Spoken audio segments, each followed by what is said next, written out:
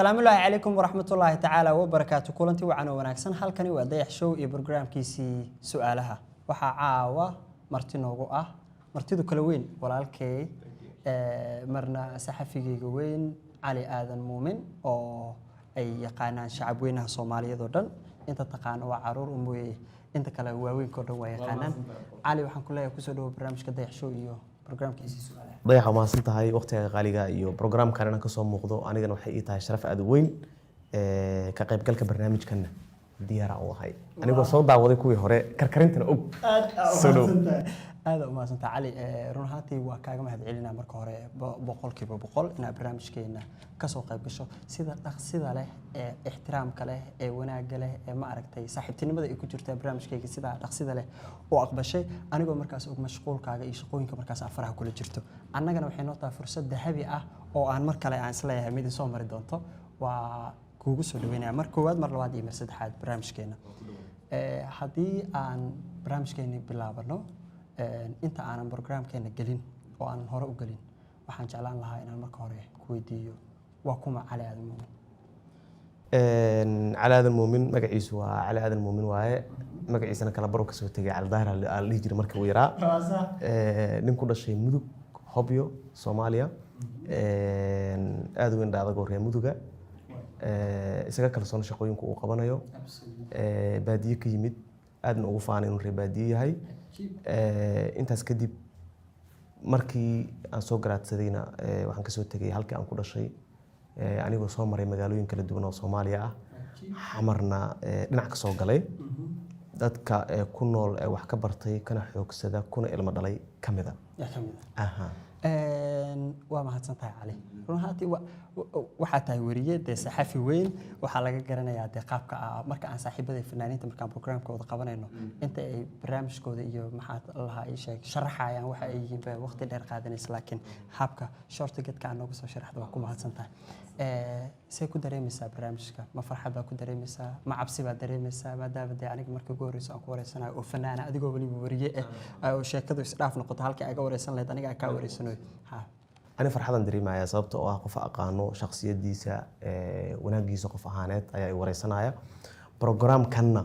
قف أهان وحسينا أنا كقيب قال سببت أو إستجد لا يبرنامج واو هاتسنتها شرف فيها كاجادي وناك بدن هدي أيقو قلات مركز وحان جودها وقرينا برنامج كني عادي كأها thank you وحان مركز هراء وذا أبنا هنا تهاي دي ورية قالية أو maxaa la hay sheeg saxafi qiimo badan oo inagoo dhan aan dhaqaano goormay kugu dhalatay mihnadan shaqo wariinimo inaad wariye noqoto Ali sida hore kuugu sheegay in magaalada Muqdisho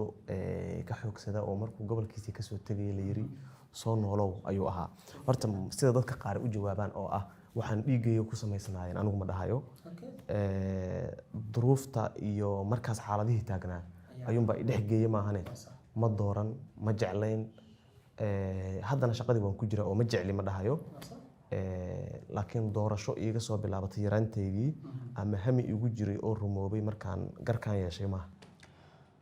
great ما حكوا دورتين أوري نقطة مروح على وقت قاعد دوري إن جورناليست النقطة markii si kale loo yiraahdo xaafada markaan joogay oo de dhalinyaradu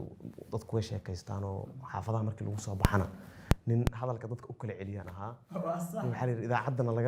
dadka lagala hadlo waa ka soo hadli kartaa adigu maadaama marka halka farta la igu tilmaamay soo tijaabi un bay iga ahayd maahane jacaylan u qabay media uma soo gelin ab iyo isir wax igu yimid ma ahan oo familkayga qof kale oo dadka la hadla sideedoo kale ama journalist ah muusan jirin sidaa daraadeed mihnad ahaan waxay ii ahayd wax aan ku raaxaysan karo markii shaqada aan maaragtay bilaabayay markii aan dhageysanayo idaacadaha ama daawanayo TV-yada ee dadka kale ay waramayaan waxaan isku arkay inaan iyagoo kale magacna sameyn karo dadkana wax soo gudbin karo xoga intaas aawadeed ayaa sabab u noqotay inaan maaragtay media ku biiro iyo doorashadeeda sidaas waxa ku ahaa sidaasoo marka aad ku dooratay maxay ahayd caqabadii marka kugu adkayd inta aad wariyaha shaqada marka aad bilaabaysay aad rabtay inaad gasho ilaa wax walba meel laga bilaabay leeyihiin oo laga galo caqabadii marka kugu adkayd oo marka maskaxdaada maanta aad ku hayso caqabadii ugu adkaa waxa kamid ahaa sidaan ognahay Soomaaliya qofka journalistaha ah sida caadiga ilaa haddadan dhamaystir ma jiro oo dee qofku waxbarasho haddii la yiraahdo iyo dhaqaale ahaanba ma isku filna waxaan ogahay in xaafad ka fog halka xaruntii warbaahinada ee markaas aan shaqo ka bilaabay aan kaga howlgelayay xaafad ka fog inaan deganaa caqabadaha waxaa ka mid ahaa in jeebkayga aysan waxba ku jirin oo mararka qaar laga yaabo inaan lugeeyo iyada oo maaragtay dadkuna aysan fahamsanayn xeelado kala duwan aan ku lugeynayay waxaa kaloo sidaasoo kale ka mid ahaa markii aan shaqada imidna miidiyuhu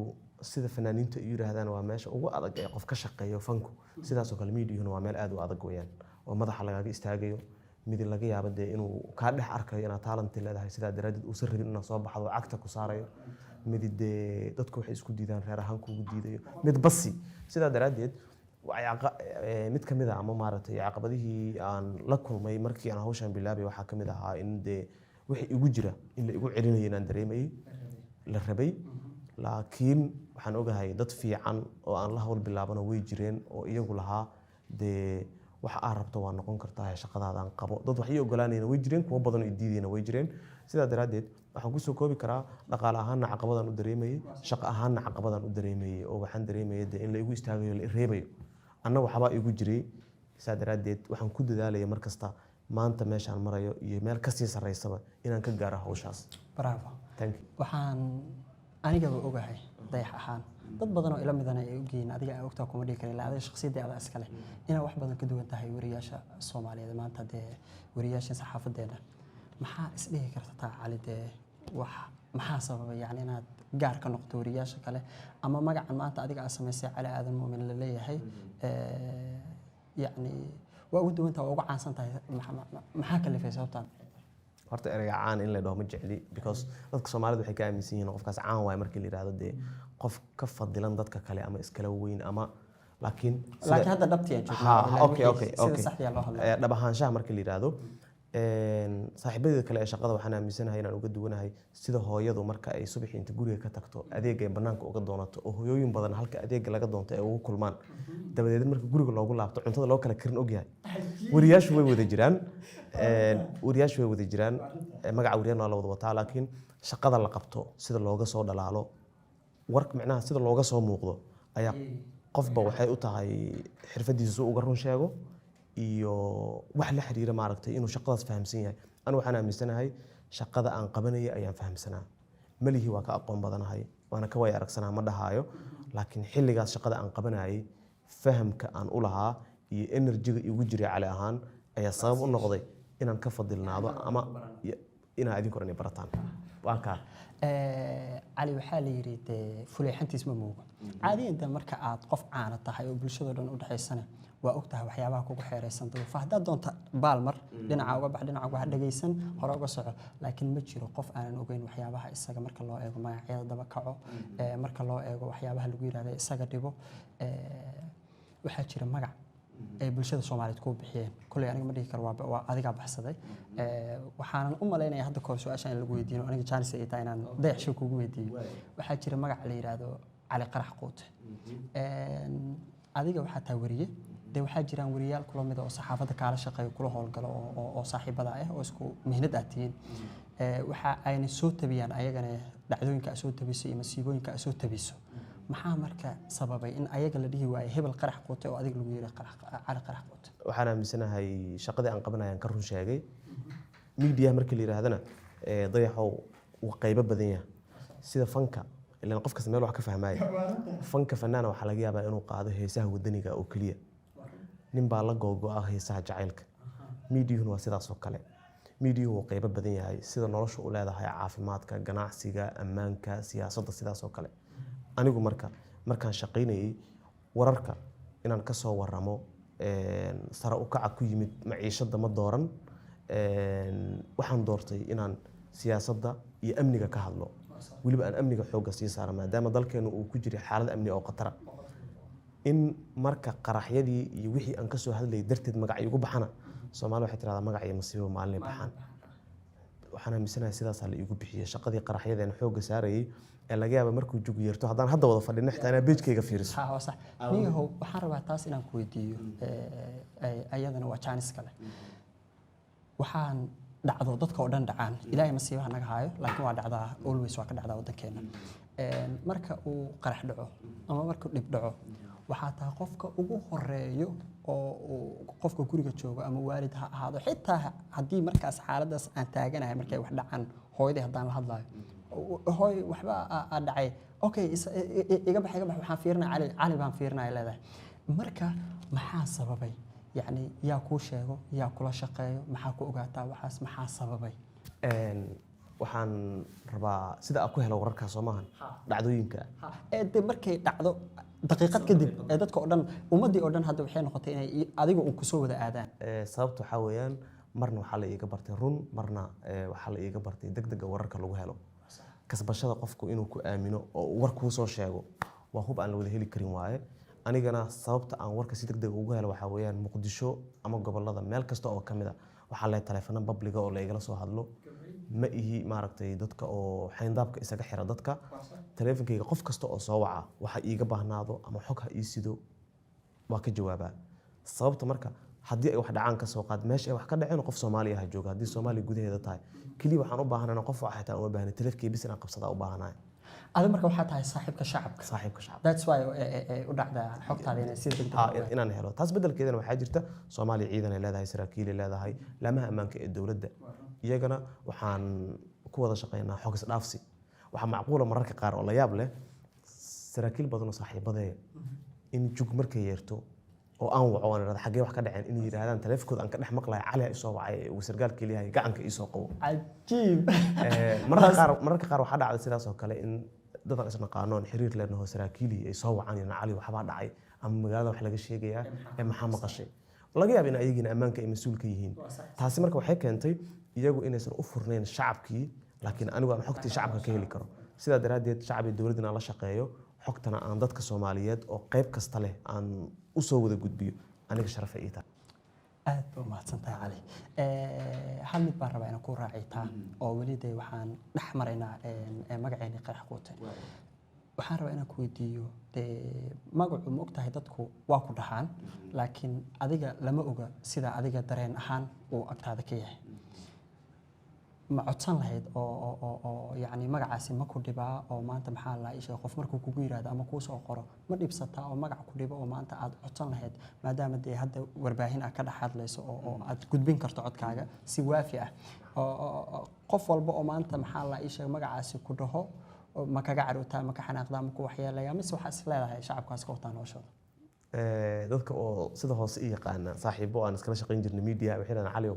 hadda isku darsan lahayd fool xumo iyo dabeecad xumo kulama dhaqmeen waxaan kala jeedaa waxaa jiro dad iyagoo xoogaa muujinaya maaragtay inay xoogaa iga yar xishoonayaan haddana qarax quutay dhaho iyo kuwa aan iga xishoonayn qof kasta dhoola cadayna ugu jawaabaa iyo inaanan u sheego inaan waxaas dhibsanaynin culays igu haynin tusaale af Soomaali markii la qoodasho waxa weeyaan qofkaas waxaas uu isticmaalaa Soomaa deeynaan qaraxa ku soo gudbiyo anigu aan isticmaalaa culays igu ma haysana qarax quutay ugu tiraado iyo inaan magacii aan ka soo tagaa cal daahir ugu tiraado iyo cali aadmo midna ugu tiraado it's same great yes waxaan rabaa inaan ku weydiiyo cali ma jira oo horumar u dhacday hadda ka hor xog bulshada Soomaaliyeed la wadaagtay oo dib ka ogaatay yani inay xogtaasi xog qaldan aad adigu soo gudbis oo hubanti la'aan ku dhacday way jirtaa sababtuna waxa weeyaan bini aadamka ma jiro qof dhameystiran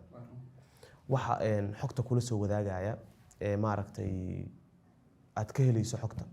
waa dad adiga kula mida run kuu sheegi kara beenna kuu sheegi kara laakiin waxa la isku dhaafay waxa weeyaan xaqiijinta waxa la isku dhaafay sidaa daraadeed waxaan ogahay Allah u naxariisto wuu dhintay hadda ka hor nimaan dhimana dhahay wuu dhintay wuxuuna ahaa ra'iisul wasaarihii hore ee Soomaaliya Nuur Cadde uu xanuunsanaa xilligii uu cudurkan saf marka dunida hayay ahayd waxa la ii sheegay oo qof maangal ah oo aan been uga baran oo xogta ii soo gudbin jiray aan ka helay inuu isbitaal ku yaalo London ku dhintay warkii waan baahiyay sababtoo aan ka duulaya ninkan inuu san wali wax xog been ila wadaagin aad iyo aad inta kadib waxa soo wacay wiil isagu dhalay wuxuu yiri inuu aab waa nool yahay ana isbitaalka la joogo kaamiradan ku furaya waa kan laakiin xaaladiisu way liidataa marka waxaan ogaaday warkii inaan baahiyo in xog qaldan inaan baahiyo taasina macnaha dunida ka dhacda warbaahinta markii la yiraahdo CNN iyo Al Jazeera ugu weyn warar beeni way ka fakadaan siyaasadda iyo saxaafadduna si kale haddii loo yidhaahdo been kama maarmaan sababtoo ah siyaasi adigu wareysanaysaa wuxuuse waxba ka qaban oo kuleeyahay way noo qorshaysan tahay ama waa qabannaba marka miidiyaha iyo siyaasadda waa waxaan been ka maarmin sidaasay tahana waa inaad haddana beenta ka taagsataa sababtoo ah caqiidadaada muslimnimo kuu diidaysa haddana been inaad sheegto ay kugu xiran yihiinna waxaa weeyaan dee inaa aada isku sii hubisana way leedahay iyaduna laakiin waraan ogahay inuu been ahaa oo aan sheegay kaasaan ka ogaa beenu noqday muu dhiman markaas laakiin dib uu ka dhintay allah naxariisto waa hagaag waxaan maraynaa barnaamijkeena bartamihiisa cali waxaan rabaa inaan ku weydiiyo su-aal kale su-aashan waxay u dhigantaa yacni cali markii loo hadlo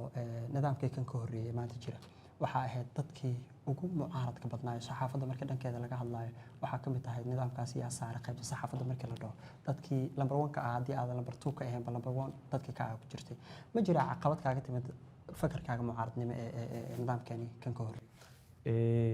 dayaxa maasan tahay waxaa iloobaa soo xasuusisay marka la yidhaahdo in la mucaarado fikir ama fikir in la mucaarado wax aada u sahlan maana haddana dowlad haysata ciidan lacag wax kasta ay u dhammaystiran yihiin adoo shaqsa inaad mucaaradid oo weliba dowladdii dalkeedii aad ku nasarto wax sahlan ma waxa iga keenay inaan diido nidaamkaas iyo sidii uu dalka u hogaaminayana inaan siyaasadda jeclahay ama dalka aan necbahay ma aysan ahayn waxaa muhiima in la kala fahmo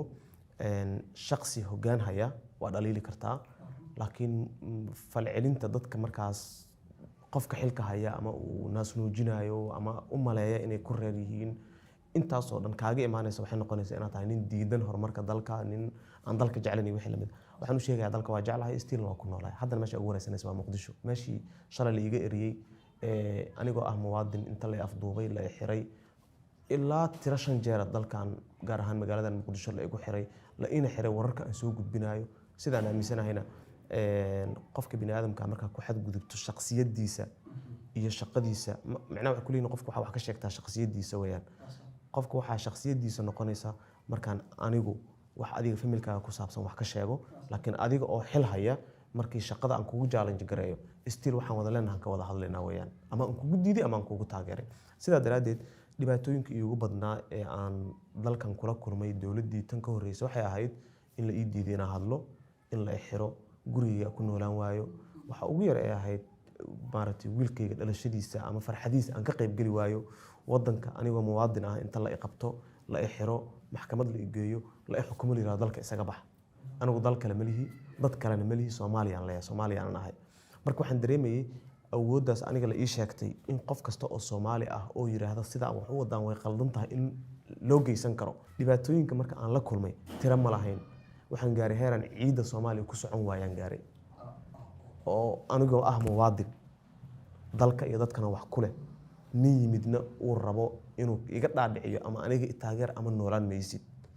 inaan marka nidaamkaas diido waxaan u arkay qodob cibaado ah oo aan dalka iyo dadka codkayga uga badbaadinayo ninkii tagay waa mahadsantahay hadda waxaan ognahay inaad tahay muxaafidyada dowladdan hadda jirta ee mudan xasan sheekh dadkooda ugu horeeya oo maanta maxaa la muxaafidiinta markii dhankooda laga hadlayo dadka hogaankooda ku jira tahay maxaa ku dooratay xasan maadaama aad tahay saaxiibkay ma rabo inaan jawaabahayga aad u adkeeyo laakiin waxaan ku leeyahay anu xasan sheekh ma taageersani codkayga hadda soo lama maqlayo lama dhuumanayo xasan sheekh ma taageersani laakiin kuma xirna wadanka in la hogaamiyo iyo inaad wax aqbasho shakhsiyadda nacaybka ama jacaylka xasan sheekh maxamuud waxaan u aqaanaa sida aan dayax u aqaano kale waxaan wada shaqaynaynay intii banaanka laga wada qaylinayay oo aan wada joognay ka hor intuu dowladda uu asagu hogaaminayay 2012 ilaa 2017 ilaa maanta oo mar kale wadanka madaxweyne ka yahay mikrofoonadii ugu badnaa ee lagu tashanayay ama xarumihii ama shakhsiyaadkii warbaahineed ee lagu tashanayay ee eryadeeda ku jiraan ahayn markii uu banaanka isagu joogay maalinkii la doortay ilaa haddana maalina taleefon uma dirin maalin lama booqan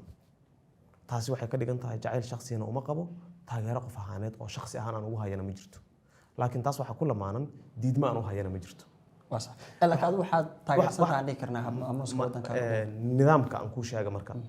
aniga waxaan kaaga bilaabay waxaa weeyaan xasan iyo su-aashii hore ay weydiisay ninkii waddanka hogaaminayay iyo xasan maanta dalka hogaaminaya marka la barbar dhigo nina waa nin og dalkan iyo dadkan wuxuu soo maray ee aan ka tegin nina waa nin yimid u ahaa sidaa daraaddeed ninkii yimidna isku fikir aan noqon weynay ninkan joogana nin waddankan ku nooloo waxa lagu fikiraayo og tusaale kale haddaan ku siiyo dowladdu way cusubtaa maanta wax aan maanta qof Soomaali ah uu soo sheego oo mucaaradnimo ah oo aan maanta anigu sheego because anigu afkeyga kaliya waxba kama sheego dayax oo ka mid ah siyaasiyiinta Soomaaliya wuxuu sheegay in dowladda Xasan Sheekh Maxamed waxaas ku qaldan tahay markaan iraahdo anigu mikrafoon war ku dhex maranahay marka waxaan weysanahay siyaasi Soomaali ah oo ilaa hadda dhaleecaynaya dowladdan maxaa loo jeclaaday anigu ma dhihi karo maxaa loo nacaana ma dhihi karo laakiin war aan sheego oo qalooc dowladnimo ah haddii aan arko haddaan ka gaabsado waraysi kale u soo fariisanaya waa mahadsantahay mudan adiga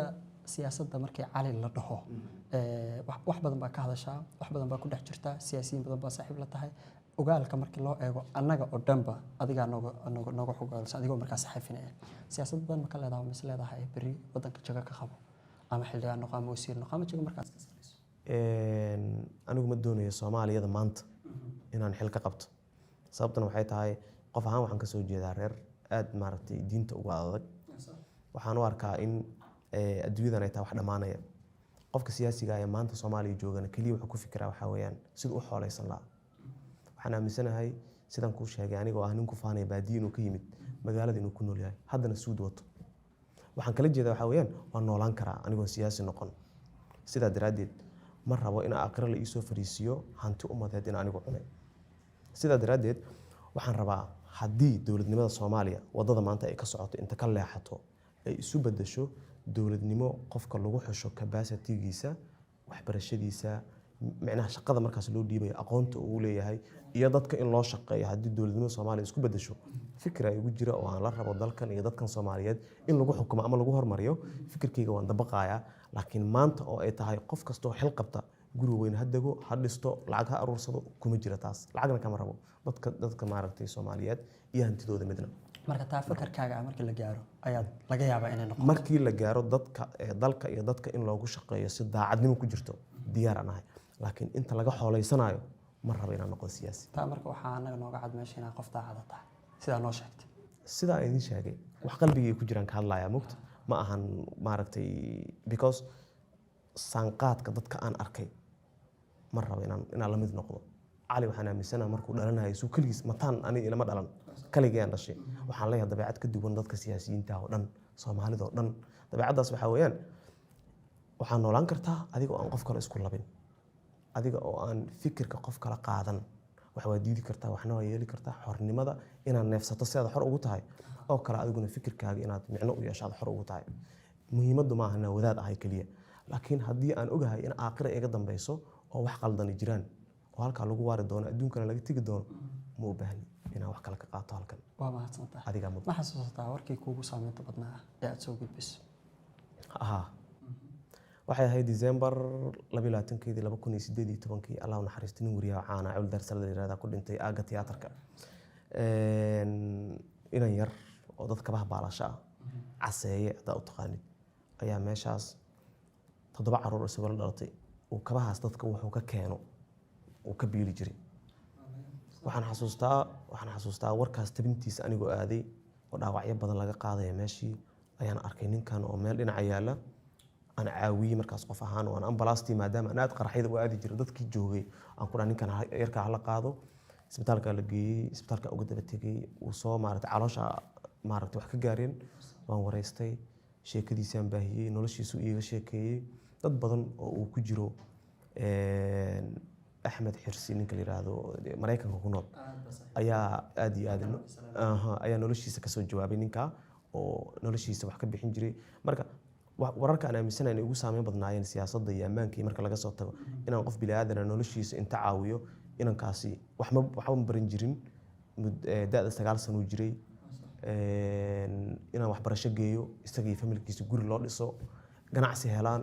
waxaas oo dhan sabab u noqday marka waxaan aaminsanahay inaan qof bini'aadan noloshiisa badbaadiyo waliba ubad yar oo kale isaga ka dambeeyay ayaa aniga ii tahay farxad weyn oo aan adduun iyo aakhira hilmaamaynin waa warkii ugu wanaagsanaa kuuguna saameynta badnaa haddii markaa cali lagu weydiiyo adiga maanta dee wariyaa tahay hadduu qof inta ku yimaado aniga xataa aan ahaade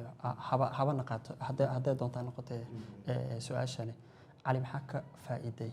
inaad weriye noqoto maxaa ku jawaabi lahay aniga haddii la yidhaahdo maxaad ka faa'iiday anu waxaan ka faa'iiday dad badan oo Soomaaliyeed oo u baahan in warar loo gudbiyo sax ah weliba degdeg ah dadku inay xog helaan xaqi u leeyihiin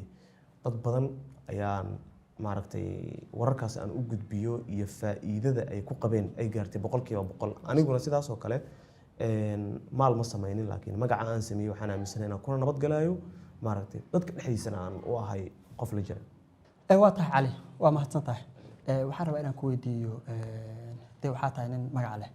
oo caana oo dee nin weyn oo maasha Allah dadka oo dhan maanta ay yaqaanaan ma jiraa qof ama labo ama cidda doonaba ha ahaada ha badnaada hadday rabaan ha ahaadaan ma jiraa qof maanta aad dhihi karto ciddaas aan uga mahad celinaya magacayga iyo horumarkayga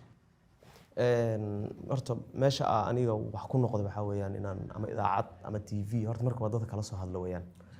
bilowgeygii shaqada waxaa rabaa markii aan kuu sheegay sida waraysiga bilowgiisu ahaa markii aad shaqo gashid dad badan aan kugu arkay inay ku reebaan markii la reebayay ninkii yiri dee hore u dhaqaaq dadkan iga soo baxay goobjoogna markaa tiftiraaka ah mas'uuliyiinteeda ku jiray Axmed Weli Xuseen waxaa leeyahay mahadsan tahay qofka labaad meesha maanta la iga yaqaano Cali Aadan Muumin magaciisa waxa weeyaan page-ka aan warar ku soo gudbiyo waxaa la yaab leh aniga page-kaas aan warar ku soo gudbiyo magacayga ma ku abuurin ma create gareynin ninka create gareeyay oo maanta dhalinyarada magaalada Muqdisho joogta kamida saaxiibadeeda iyo gudowna kamida Yaxya Xaaji Colaad ayaa rabaa inay raado mahadsanid adiga maaragtay magaca aan maanta maaragtay dadka aan kala hadalno adaa suura geliyay labaas qofood horta aan si gaar ah magacyadooda u sheegaya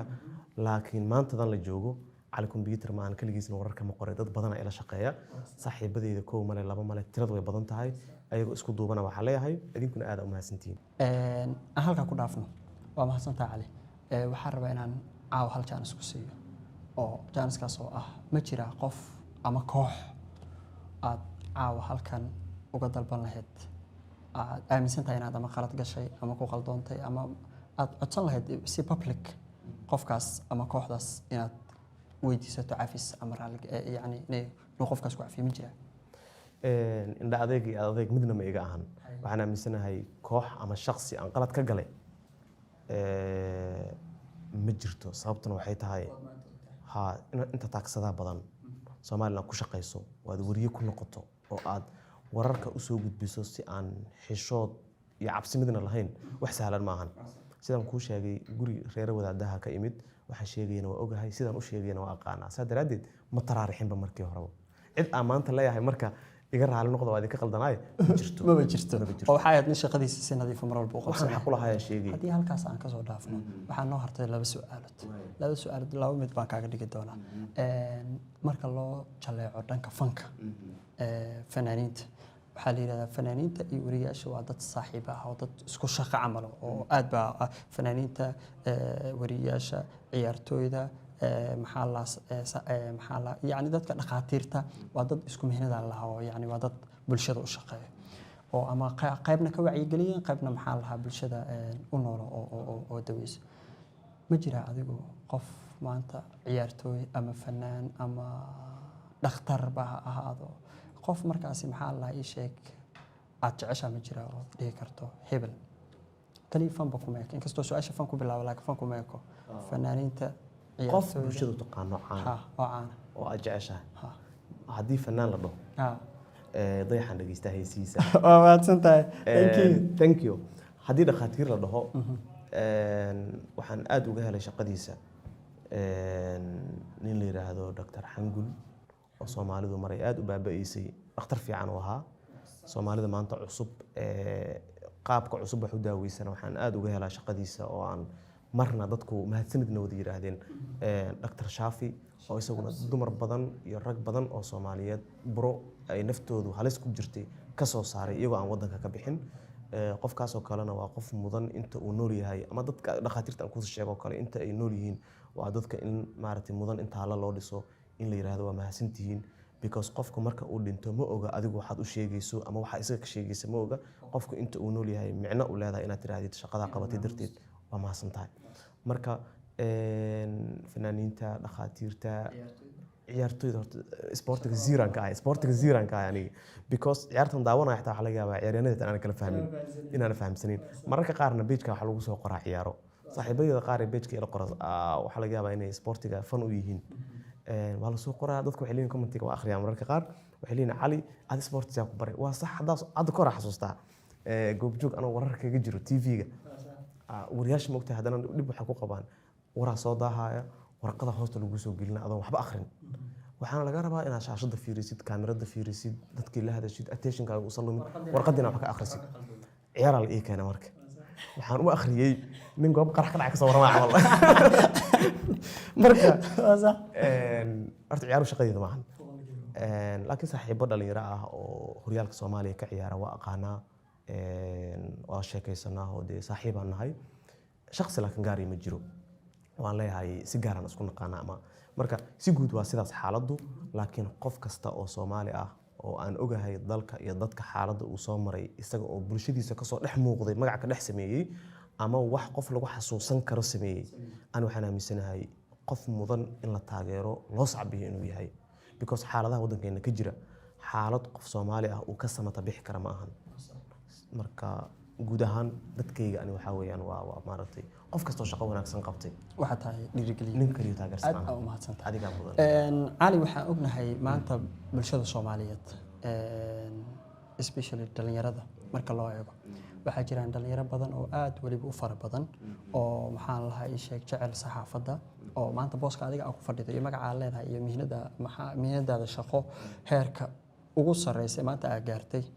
oo kale dad inay gaaraan jecel oo role model qaarkood u tahay intooda badan ay jiraan maxaad kula talin lahayd ama maxay tahay fariinta markaas aad fari lahayd oo ama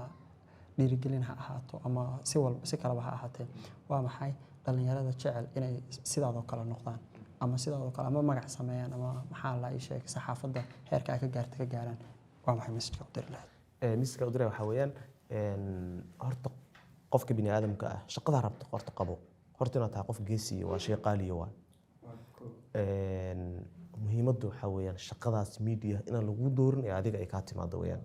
waxa adigu dooratay inay tahay marka aad shaqadaas dhex gashana